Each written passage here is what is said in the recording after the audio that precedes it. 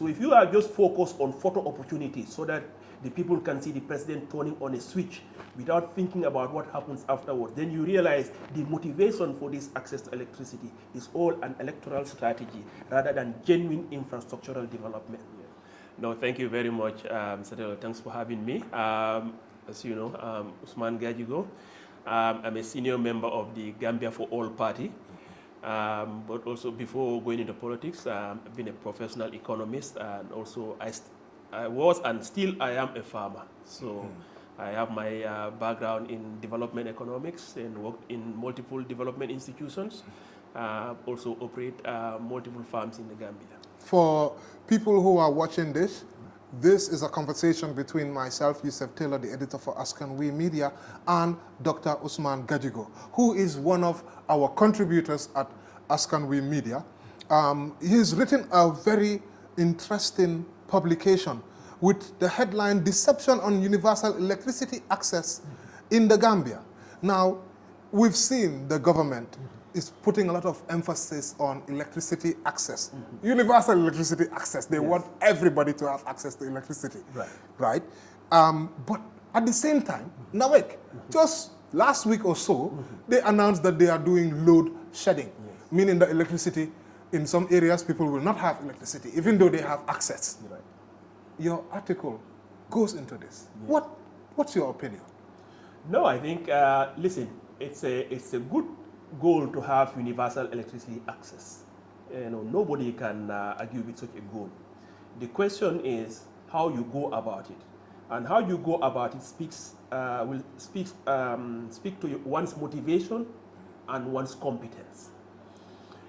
Currently, the government is doing a massive expansion in distribution, connections of households. You know, so the problem here is the following: the amount of generation capacity you need to connect every household in the Gambia is far higher than what we have. And this government has been in power for now 9 years. During that time, there has been no expansion in generation capacity. But all of a sudden, you went and have done a massive increase in distribution. What's the problem here? Several. Number one, you are currently importing most of your electricity. And that one, and already you are not able to afford that importation because you are several months behind payment. Yes. You know? So anything can happen. Senegal can cut off power.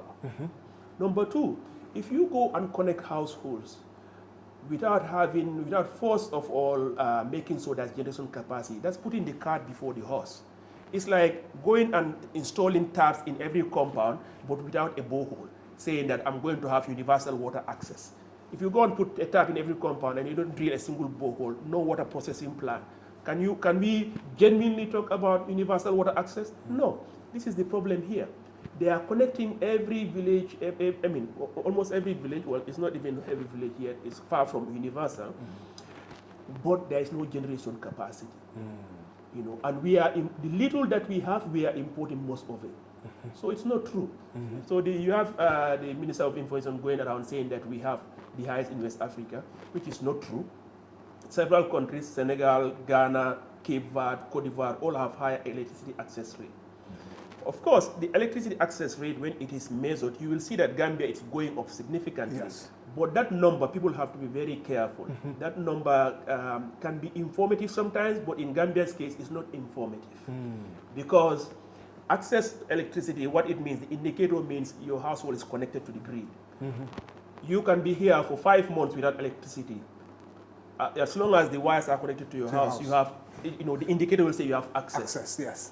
What is the point of access if you just have wires running through your house and there's no electricity? And in fact, just to go into this point, some 2 years ago, I'll come out clean. Myself and some other advocates, we protested against the price increases for electricity and water, 20%. 30% for, so 20%, 30% for water and electricity.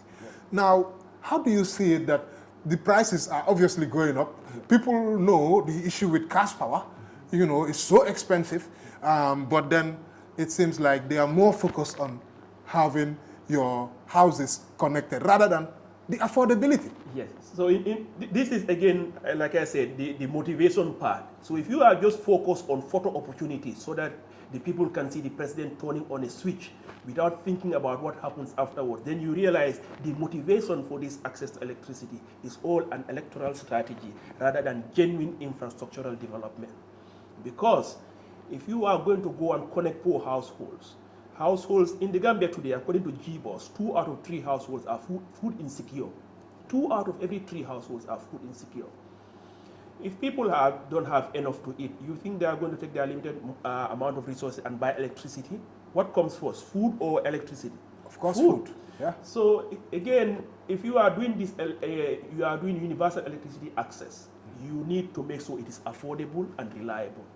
So when people are connected and at the same time you are significantly increasing the cost of utilities, at the end of the day, there will be no genuine access because it will not be affordable and it will not be reliable.